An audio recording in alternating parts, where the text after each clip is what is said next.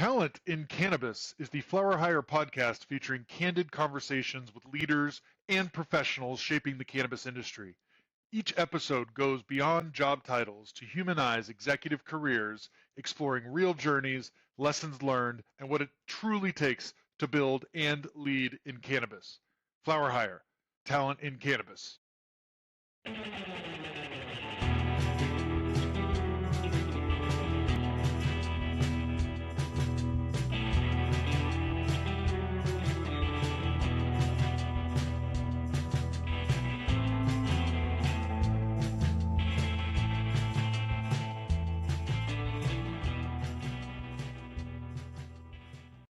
Hey everybody, I'm David Belsky, your host of the Talent Cannabis Podcast. Today we're talking to Joe Andreae, who is currently the CEO of Culta. Joe, thanks for joining. Thank you for having me. Talk to me about Culta specifically and what your goals are right now as CEO. Culta is one of the original Maryland cannabis licenses. It's been in business for about 10 years. And our goal right now is to shift into what I would call underserved product categories and bring some exciting product types from the West Coast that the operational team here has a lot of experience with to an East Coast market where the consumers don't have much experience with those products. And you find in your time in Maryland, there's a thirst for those like real products that you find on the West Coast in terms of the markets that have differentiated into like the resin rosins, the infused pre-rolls, like what are we talking about here? I think there's a very clear and distinct customer journey in cannabis. It's not unlike how I look at like a grocery. When you're very young, all you want to eat is fast food. And as you get a little bit older, you find your way to a grocery store and you're kind of agnostic. You want the cheapest one. And as that food starts to react differently with your system as you age, you find yourself making your way to Whole Foods.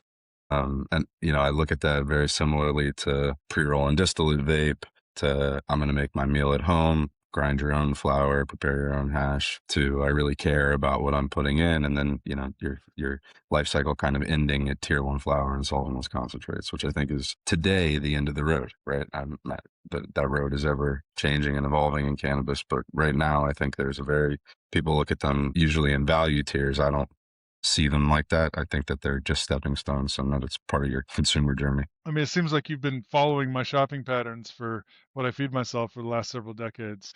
I'm with you so far. Let's take a step back. At one point, I don't know, was it 10 years ago? Cannabis years like dog years.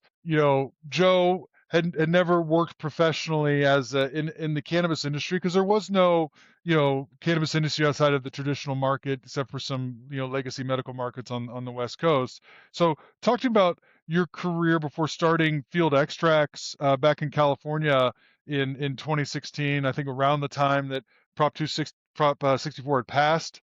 Why did you decide to bring your talents into the cannabis industry? Yeah, actually, I'm one of the few weirdos that's really only done this my entire adult life. When I was 19, I joined the Marine Corps and I had a plan to be a career Marine. I never thought I would do anything other than be in the United States military. And I broke my leg in boot camp. And when I got out, I got a job at a restaurant in Maryland, and a group of servers were going to California to trim for the summer. And I flew out with them. I took a one-way plane ticket. I never came back. And while I was there, so that was 2008. Cannabis was medical.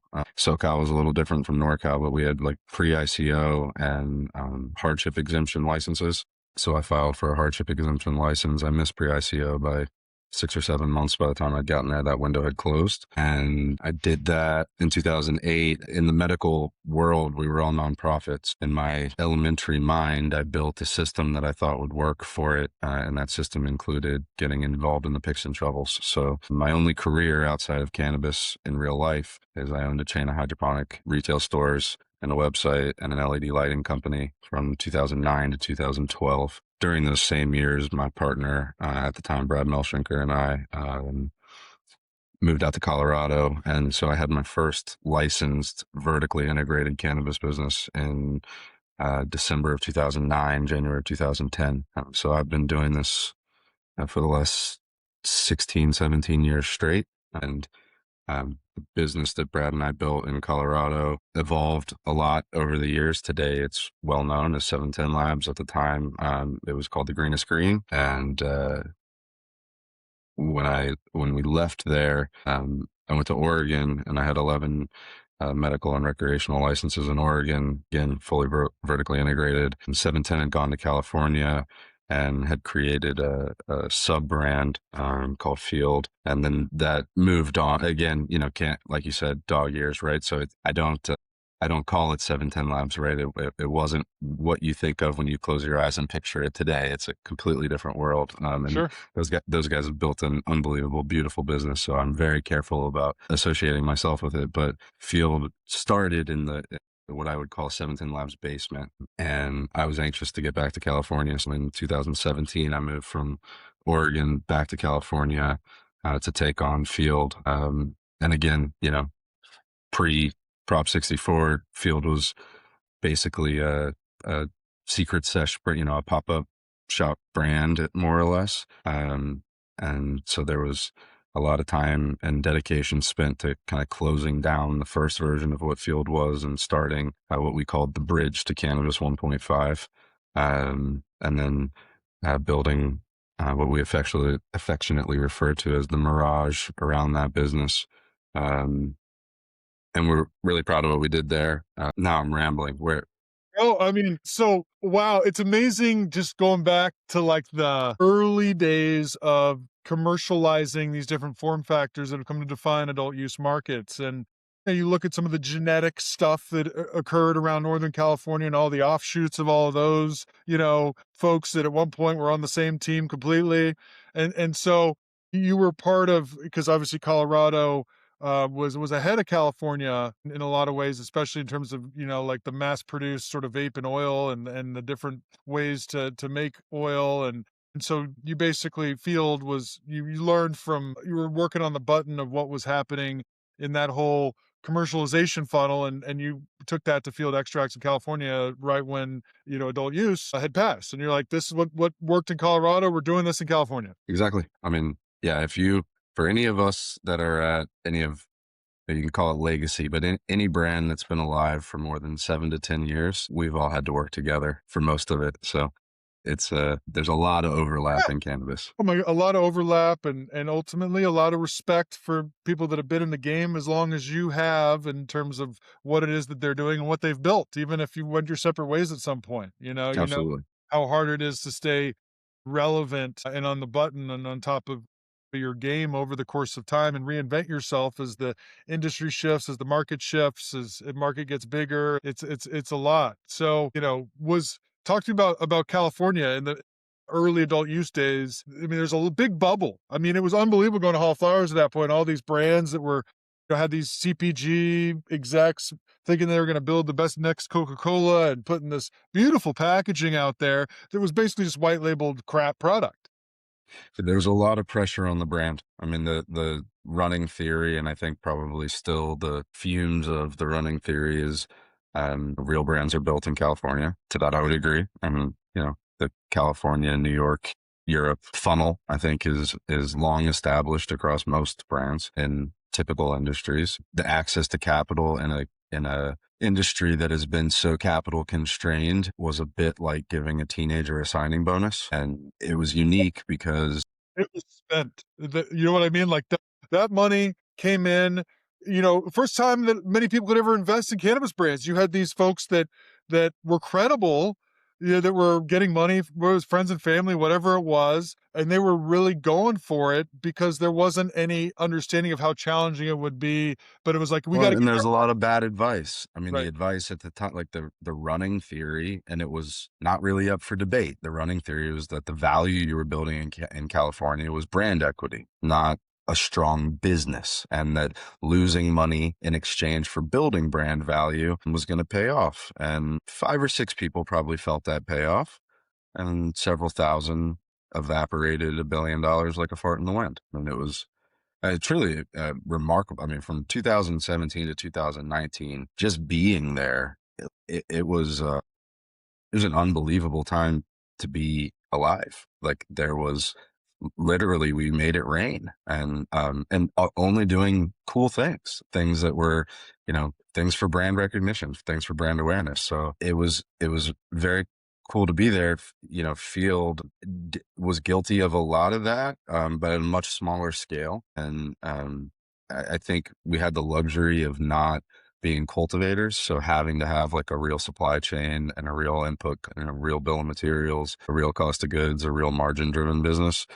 The value, I think, in the end was, are we accretive to a producer? Thank God we slid in where we did when we did, because that became more and more true in the last 6 years. So yeah, it was, you know, a lot of what we do is very creative, but a lot of what we do is copy and paste. So we took all of our hard lessons and money lost and tears cried from Colorado, California medical, Colorado rec, Oregon rec, which was, we don't even need to talk about, but easily the bloodiest time to be alive. And then the California bubble, and then the California eruption. And the California eruption was remarkably similar to the Colorado wreck, right? When Colorado, originally, we didn't have to be vertically integrated. We could just do business like anyone else. When they forced vertical integration, it was effectively arranged marriage, figure it out. And the California bubble burst is very similar. It was M&A by force, not by choice. And it was M&A by which investors had defaulted on what, not by strategic alignment. So the similarities are remarkable. Well, and in California, there was also no cash moving through the system whatsoever. For sure. No one was paying bills. People were out of money. Like it was unbelievable at that time. Just the amount of facilities, like manufacturing facilities that had tens of millions of dollars were dropped into. They never had a plan on what brands they were going to launch out of them or who was going to be their customer to do manufacturing. But I do remember what you mean in terms of being alive and being around. And at that time, because I started Flower Hire in, early 20s. We had an office at Venice Beach. It was like, Ease was there. MedMen had like 5,000. You walk into that Ease office, I mean, you felt like you were in young Silicon Valley. Like, this is going to erupt. We're here. And the money sure made it seem real. Right. But then what happened in 2019, there was a shift in the broader economy that was like, yeah, we're not paying for audience anymore. How are you going to make money? And that came in the VC world and all these tech bubbles and these, unicorn, billion-dollar companies that didn't have revenue to support it.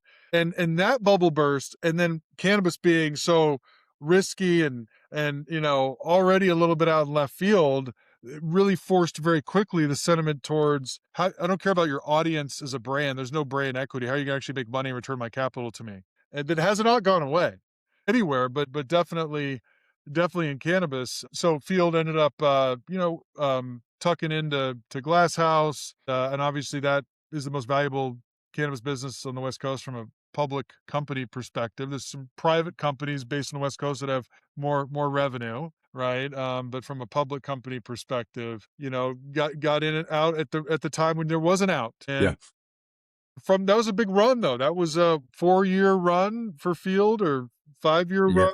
Yeah, I think Field held dominance from 2017 to the end of 2019. From COVID really had a devastating impact on Field, mostly because I think the brand came to life by being out and about. It was a very event-driven brand, Playbook. And I think premium products in Los Angeles just struggled during that time. I realized luxury spend was up, but it was like a glitch in the matrix up. Most of the people I care about in LA felt COVID pretty negatively. And I think the city is still recovering, frankly. So it is a blessing that we were able to find a safe home like Glass House, and frankly, like what myself and the Field team was able to learn in that transaction and the building of when we joined Glass House, there was no Glass House. There was a Glass House farm, but not a brand, and the Glass House group didn't exist. And I was just personal friends with Graham, and he knew what I was going through, and he introduced me to Kyle, and Kyle was my guardian angel. He saved my life, and gave us the opportunity to stay alive for long enough to become a part of the Glass House group. And building that taught our team more about cultivation at scale, more about supply chain at scale, more about production planning at scale than we'd ever been subjected to.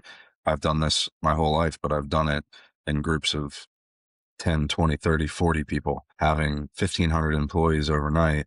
It was a different set of battle wounds, and ones that were a lot more transferable at an executive level. While I've been, say, it depends on when you got into cannabis, how I look at your job title, because the first 10 years I was in, you either worked here or you owned it, right?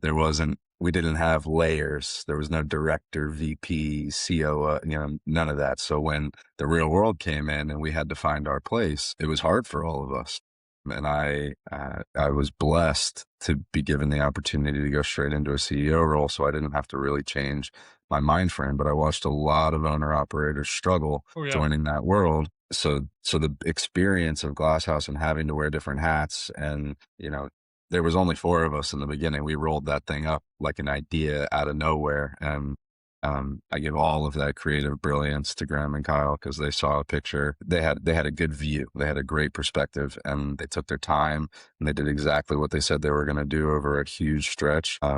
Cannabis, as you know, swivels on you. So to be able to maintain that focus and actually get one thing done over a 5, 6, 7 year time period is unbelievable. And yeah, it was an absolute blessing for me to be there. Most of the field team, I think, would agree with that. And it's definitely my launching pad into being willing to not be a CEO, and forced me to be ready, but mostly be willing to hold a bunch of different roles after that. So, everything from VP of strategy to EVP of revenue, all these sort of what I would have called random roles, um, you know, provided me with an unbelievable opportunity. I got to work in some of the best organizations that are still out there today, held titles that were really fulfilling for me in the learning process. And then luckily the world didn't make me wait 2 lifetimes to get back to the seat that I enjoy the most, which is the one I'm in now. And I feel 10 times more prepared than I would have been if I had walked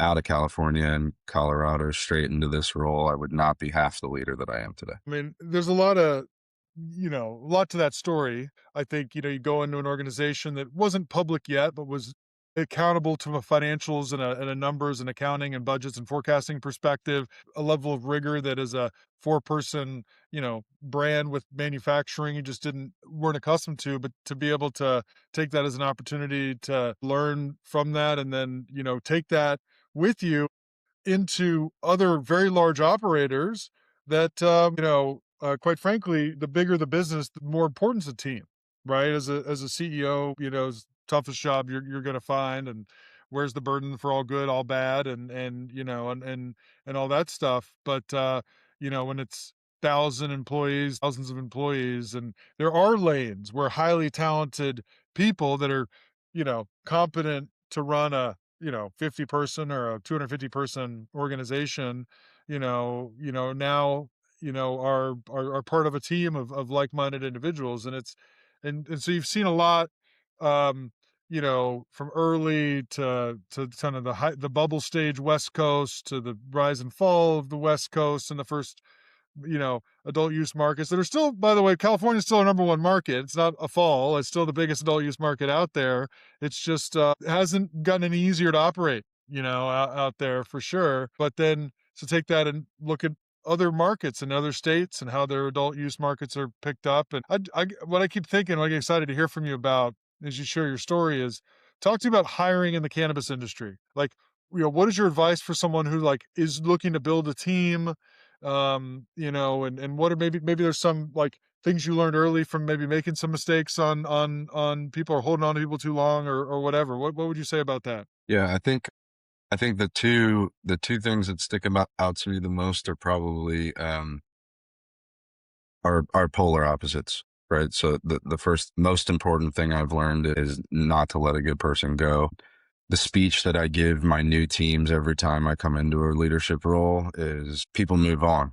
People get married, people have kids, people go back to college, people have dreams, people want to start their own things. That's amazing. And that we are here to support always. If this isn't what you were born to do and you want to get to that thing, then we're here to support you. If a great employee leaves to be in the cannabis industry somewhere else, then we failed. And, I still have, employees here from Colorado in 2009 at Culta with me today. I have employees from from field 2017 at Culta here with me today. I have employees from worked at Glasshouse in 2021 that are here with me at Culta today. I have employees from NorCal Cannabis from 2022 when I was there that are here with me today. I have employees from Story in 2023 that I worked with and enjoyed that are here with me today. So I think my biggest piece is I probably send 2,500 text messages every Christmas. I probably send another 2,500 every New Year's. And if you enjoyed someone at all for any reason, you just never let them go. And it's as simple as how's the new gig once a year um, to keep that connectivity. And then obviously what I call our high school reunions, Hall of Flowers, MJ Biz. I go to those events on the West Coast, and being, I haven't been a pure West Coast operator since 2022, and I don't miss a Hall of Flowers, and I don't miss an MJ Biz. And the only value to me is keeping in touch and continuing to see great people and encourage them and support them and let them know that if anything changes, they always have a home with us at Culta. And I think and people appreciate that beyond any measure. And then the opposite is, because I've kept the same core team with me for as long as I have, it's hard to realize what you don't have. So I got subjected to flower hire for the first time at Glasshouse, where those 4 people I talked about, I think were the only 4 that you didn't place. And I was forced to work with people that had, A, I had to discover their skill set. B, I had to figure out how to make it complementary, and C, I had to work with personalities that hadn't been through 10 years of pain and pleasure with me. I watched a company grow, and I watched personal growth that I hadn't seen in the decade before. And it's because of those new ingredients. So at Culta, we've done a mix. I've taken a lot of the best people from all over the world that I've had the opportunity to work with if I can, but we've also leaned on you. We've gotten in, automation specialists that, if you worked with me for the last 20 years, how could you know how to use a machine that we didn't use? And we've brought in, marketing talent. Well, if you're used to platforms that we haven't been used, it's amazing. So I think that's my big advice. My big advice is if you meet somebody and you know that they're talented, never lose touch with them. And if you look around and you think you're missing something, rather than focusing on how to improve your team, mix it up, add a new ingredient. Because I think change creates the most passionate and magical effect. And it's just important. I agree. I love your reaching out to 1,000 people over Christmas. I follow that myself. So obviously people that want to come back, that want to follow you, that trust in you as a leader, it speaks volumes. Is it about offering, spending more money for good people? Like what do you, or is it about something else that makes people, want to rejoin in a different state? I think I try not to do the Chicken Little recruiting tactic. It is helpful that the West Coast feels like quicksand when you're trying to, a lot of us, self included, never expected to work at more than one cannabis company and had to, right? Like it just happened. And I think that gets really old, right? Like we used to be excited about the idea of cannabis companies selling. Now we dread the idea of meeting a new boss or a new banker or a new whatever it may be. So I think I've found a lot of success in just reminding people that there's a level of stability to the East Coast market and to being able to work at a place that doesn't have an active for sale or in foreclosure sign in the front yard. So I won't say that it hasn't been helpful, but I try not to lean on it. The picture that I really try to paint is, if you have your extended family and your kids are in school, and you're embedded in the California community, that's great. And I support it, and you should stay there and try to make it work. Most of my loved ones and most of my network in cannabis moved far away from home for the privilege of working in the industry. Right. I moved something like 24 times over 13 years. New place open, I'm there, right? And I think that if you're not from California and not expecting to be there for the rest of your life, becoming a California expert, if you're in marketing, if you're in CPG, if you're in product development, fine. But if you're trying to be the greatest CFO or director of operations or, packaging manager, learning how to being the best at it in a independent state like California. California has the least amount of MSO activity of any monster market, right? And what that means is that you're not learning MSO practice, process, structure, corporate development. You're not on the same software platforms. My favorite example is I love trees. I loved the POS trees. I had great success with it. I loved working with their team. I thought it was amazing. Doesn't exist in the markets that I've been working in for the last 6 years. So, and I wish them the best. That wasn't a slight on trees. I hope that they get to all those markets. But all of a sudden, I'm being looked at. What do you know about Dutchy? Nothing. I hear they go down You know, about 420. I don't know. yeah, I mean, it's so or what do you know about Canex, or what do you know about what ERP do you use, or what? And again, luckily, I had the opportunity to work at some of the larger California companies, so I had some exposure. But if you're trying to build a big cannabis career that is optional, meaning you can work in multi-states, or you could work in an international market, or you could I would encourage everyone, we look at your first couple years in cannabis as your crash year, your MBA, right? Like if you go into cannabis for 2 years, you're getting your 4-year degree in your MBA. Okay, well, are you getting an MBA that only works if you live within, a certain amount of square miles? Because I, I would just encourage you to look at the rest of the country and make sure that you're at least familiar with the practices and that your skills are transferable. So I lean more on that and just tell people hey, we've built a team here that have worked in 14 markets. They have hundreds of years of combined cannabis experience. We're big on corporate development. We're big on internal learning management systems. We're big on, have an idea, let's bring it to life. We have an unbelievable product development team. We have a full, we have every lab capability known to man. Come and have fun.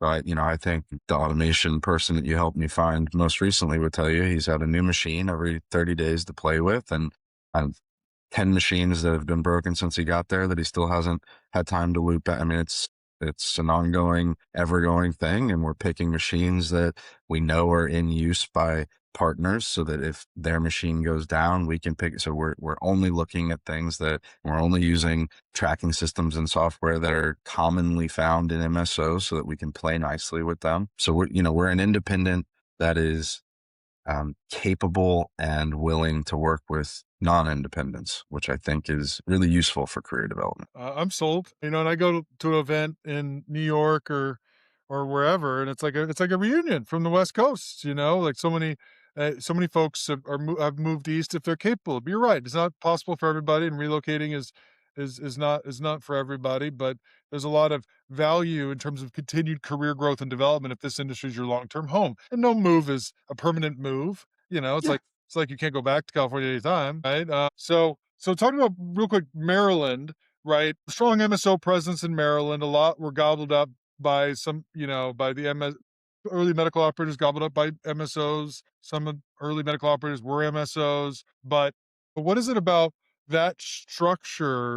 How is Culta as an early medical operator in Maryland be able to stand up in that state that has one of the best performing AU markets per capita, definitely on the retail side? Like, how is So I think Culta did a handful of things that were really smart, really early, and one of them is they had an extremely passionate founder. I got connected to Culta in 2014 when the founder came out to Colorado to tour our facility because he was planning to apply in 2015 in Maryland. And then I came back and checked on him in 2017 and again in 2021. So I've kept my eye on Culta, and you know he did a beautiful job. I mean, he spent a lot of time on the West Coast trying to recreate the cultural vibe inside of the store. He aligned himself with, everything started from seed in this state. And he aligned himself with uh, what I would call like not just the trendiest genetics providers and breeders, but the strongest. So, he had built an almost, at the time I would call it like a cookies level menu without that brand power. And then when the MSO started coming, their defense mechanism, and they did it quickly, was they did every licensing deal you could possibly do. So Willie's, Marley's, cookies, all of it. Old Pal, all of it. They made it rain California, and that sort of carved out their space for a while. The licensing deals are complicated in limited license markets because you're sold out one way or the other. So I think some of that productive paranoia in setting up those things, they then realized maybe weren't key to staying alive and started to shed bits and pieces over time. Now, today, we don't have any more licensing deals. So I think they were premium providers and had a unique and high demand menu. Then they were premium brands and had a unique brand set. And today we're trying to be premium products and have a unique product category mix. So it's been an evolution. We also had the luxury of the production site. I had a lot of contiguous space and a lot of buildings. So as we grew, we've been able to grow into our existing space. It takes a really long time to stand a facility up. It takes even longer to take one down and a new one up and move and loss of revenue. So everything we've done over the last 7, 8 years has all been truly accretive, which is nice. And now, having spent a bunch of time inside of MSOs are very good at what they're very good at.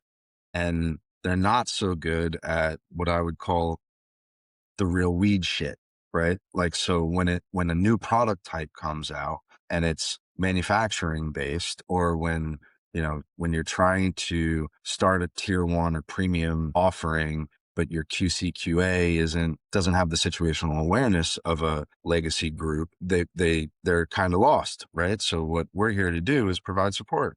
We recognize that they're always going to be a lot bigger than us. So, Field had a real strategy, and that was that if you were a great flower brand, if you were cool, we would do a collab with you. And the idea wasn't so much that we were stealing your cool or loaning you our cool. It was that what I wanted was when these big funds came into California, I knew Field was small. We were doing, 6 to 10 million a bit, depending on which year you want to talk about. It was a fairly small for California operation. Our brand recognition and brand awareness was unbelievable. And my whole plan was, you come into California as an investor or a fund or Altria or whoever, I just wanted it to be impossible for you not to see. So if you go and you do due diligence on the 10 biggest flower providers, I wanted you to flip through their docs and notice that they did a lot of business with me. And then I kept popping up, and that the common denominator was we're everywhere. And so that as these new groups come in and try to build their ecosystem, they realize that we're fundamental to an ecosystem. So it's the same thing here. I believe we're going to see a new wave of MSOs. I think these are all MSO lights. And I think that with Schedule 3 and all this fun stuff over the next 10 years, we'll probably see institutional capital. And as that capital comes in and they come to a state like Maryland and they start looking at the Trulievs and Veranos and Vireos of the world, I want them to see that all of those people depend on me for something. Input material, toll processing, packaging, whatever it may be, third-party distribution. It doesn't matter, really. What matters to me is that we're everywhere as part of everyone's ecosystem, and we're helping where you're falling apart. And I think that makes us non-threatening. It makes us collaborative partners. And the reality is, because I am so concentrate passionate and focused and have always been, it's been my favorite part about concentrate. The flower guys, they battle all day. We're the best. No, we're the best. No, we're the best. The concentrate guys are like, oh, we'll do collabs with all of you. Right. We love all your stuff. Let's Right. all be the best together. Right. And I think, taking that approach, Our mentality. concentrates is the least crowded swim lane. It is the most discerning customer, but with the most discerning customer comes the most educated customer. So, we have to spend money marketing to get a new customer. We don't to get an existing, right? Flower is constantly trying to keep their existing. So yeah, so really Maryland, my focus is to help everyone, to be a part of every MSO's ecosystem, to be focused on categories that frankly they're not, right? And then it doesn't make logical sense for them to, because they're small in the grand scheme of things.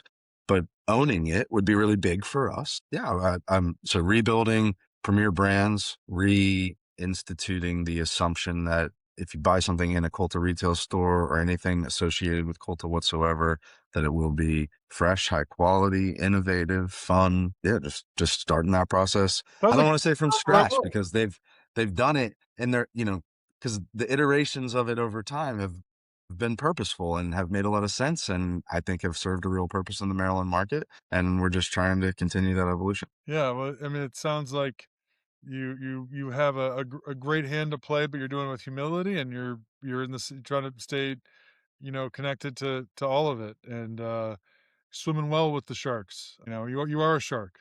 I don't know. Well, I think We all do better if we all do better. And we talk about like California not being able to get paid. Like, well, There's we probably should have so played real. nicer with each other. Yeah. Now, I talk about this all the time. Working in carpinteria for as long as I did, you watch the cut flower business fall apart, right? And head off to other countries. But working in Northern California as long as I did, the vineyards, they play much nicer. So you're not planting, you don't have 400 miles of vineyards planting the same damn grape, right? You don't have Oregon and California and Washington fighting over the exact same thing. That you make things regional. And so for the longest time, I was like, this is crazy. California is we're watching the price per pound drop $50, but the nurseries still haven't woken up and said, hey, you know what? We're going to sell Ventura, Carpinteria, Modesto, and Northern California, all unique menus. So there will be less of everything. Like, we just compounded the problem in such an insane way. So this strain's popular. Everyone grows that strain. Guys, it was a brand image fight. It was a fight for popularity, not a fight for business continuity. So if you could go back in time and just be like, you know what, I'll keep growing Blue Dream. Everyone else stopped growing, I'll keep going. Then your Blue Dream's just sold out and we could have all moved on and been happy together. But I don't think, I think that the lack of communication, the lack of playing nicely with if I find out that a huge MSO is putting $10 million into distillation, that's cool. I won't. I'll go hard on some other thing, right? Like, and I'll lean on you for what you've over invested in. I'm happy to do that. So I think that collaboration, it's selfish, right? I just want cannabis to survive. I just want to be able to do this job another 20 years. You don't need to do everything. You can rely on partners in areas, and you bring up West Coast manufacturing expertise that the market needs, and operate in that lane. And there's other folks out there to lean on in other ways, and you're looking for the path forward, and looking err on the side of stability because you've seen it the other way for so long. So that you've been so generous with your time today, Joe. I'm just gonna say, let's say we talk. You're almost a year in. Almost a year in. It's amazing. Nice job. Air high five. We talk 2 years from now. You're 3 years in. What has Culta accomplished? I'd like to be the number one concentrate brand on the East Coast, definitely in Maryland. I call it max out. So we've got about 32,000 feet of cultivation left to expand upon. I'd like to max that out. And we have a fourth retail store we can add to our lineup today. And I'd like to get that done. So 3 years from now, I hope I say Culta cannot get any bigger. We have hit our allotments by we've done everything we can and are fully focused on supporting our premium brands in the concentrate space. I'm biased, so I'm from here, and getting to come back, I left here a impoverished young man with a loose goal, and coming back stable with a family and a career feels amazing. So again, I'm biased, but it's a hero's welcome for me.